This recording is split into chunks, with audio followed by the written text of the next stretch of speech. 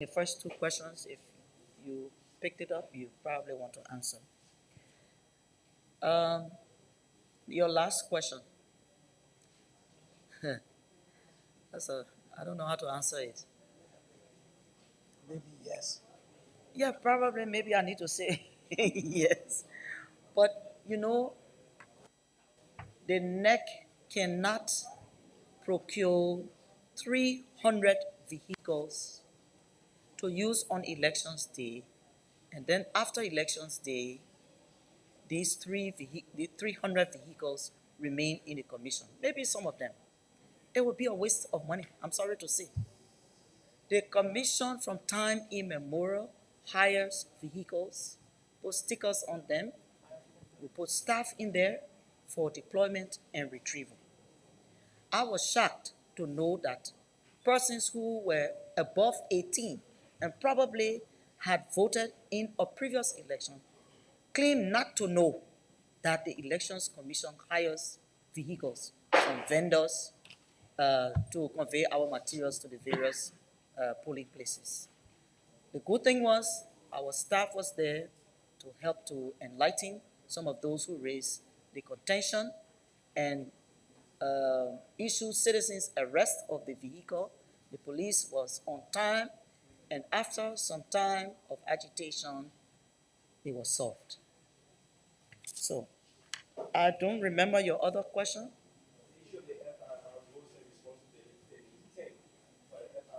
The FRR, the lawsuit will give the FRR, which we put on pen drives to the, okay, yes, you explain it. If there's no law, then there's something there in the practice, there's something there that tells us to provide that information.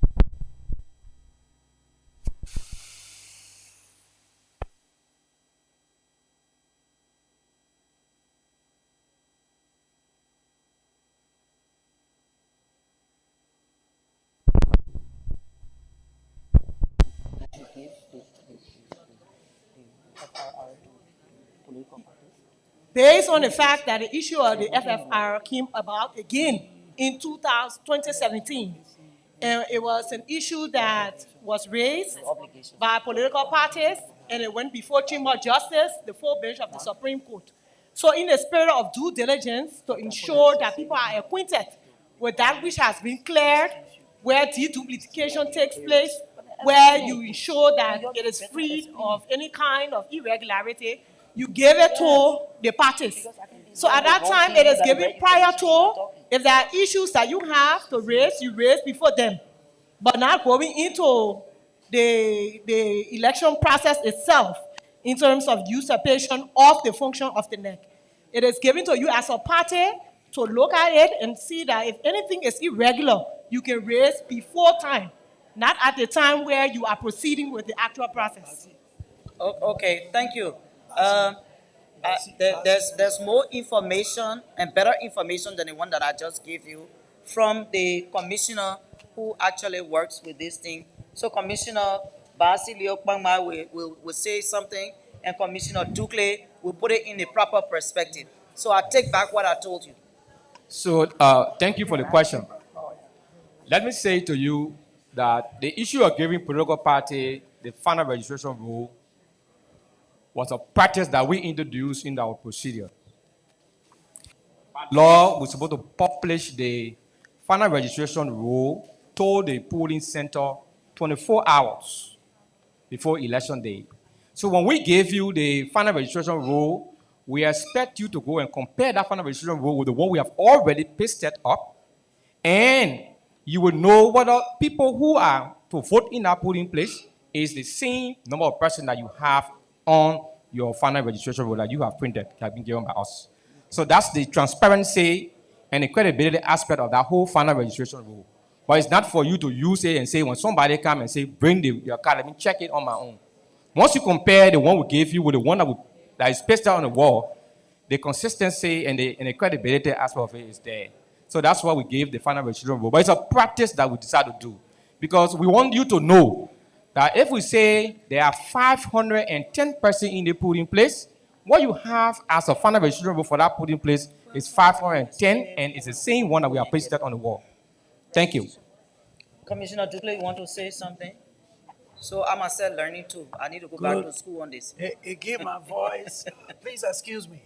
You know, in the elections law, there is actually a place in the elections law that requires NEC to post the elections, the FRR.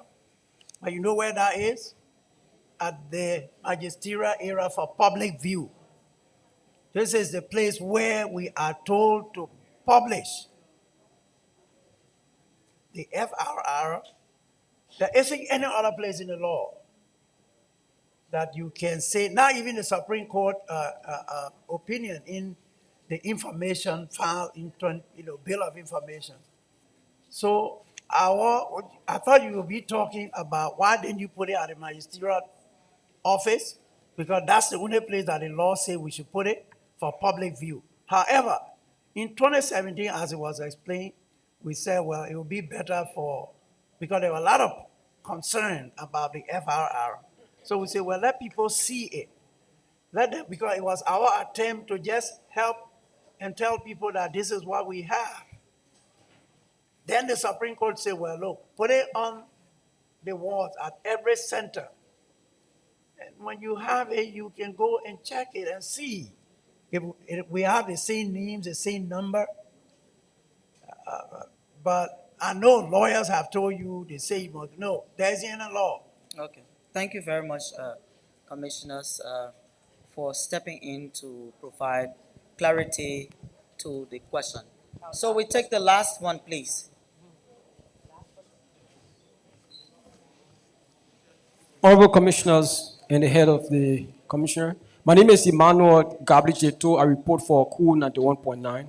My concern has to do with the temporary workers that were being hired by NEC, and our informers informed us that $5 was given to the temporary workers for feeding. But what we also established in our investigation is that the head of those individuals was cutting over the money in our simple Liberian English. They were giving them $500 and they instructed them to sign for $925. Is that in the law of the commissioners? It's my concern. If that information that you are giving us is not the instruction, the information you're providing now is not the instruction. The instruction there was, and still remains, that temporary staff on elections day are giving meal, and that ticket is $5, some 950 Liberian dollars, which of course can buy two meals. If you look at it, 450 here, which can buy two meals. Yeah, yes. But I will say to you, if this is happening, are you one of the temporary staff? Okay. But if this is happening, then perhaps those who bear the brunt, we need to encourage them to bring it to the concern of the institution and not to accept it, sign if this is actually true, and then they ask you to come talk on their behalf. You understand what I'm saying? We need to encourage them who bear the brunt of the problem, if there is a problem, to come forward. There's the field coordination section here, the magistrates are there, and you have us here. So if that is an issue, then temporary staff need to come forward and say who is doing this to them.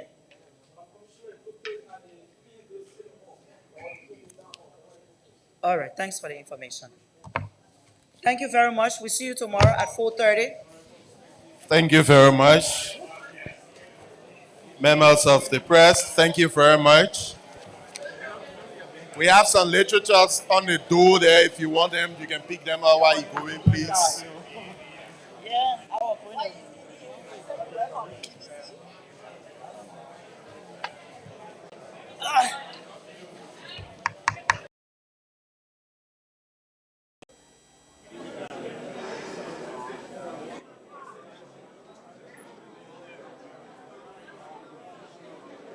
Well, folks, what an interesting day it has been at the headquarters of the National Elections Commission here in central Please Monrovia. can we make it live for the members of the Board of Commissioners to leave, please? So Please, can we make way, please? we are here and bringing you live coverage. So let's just update you with the consolidated tallying report for the presidency. Very briefly, today the Unity Party obtained 193,041 votes, constituting 50.1%. And the CDC, that's the Coalition for Democratic Change, obtained 187,615 votes, constituting 49.29%. And the overall total valid votes is 386,000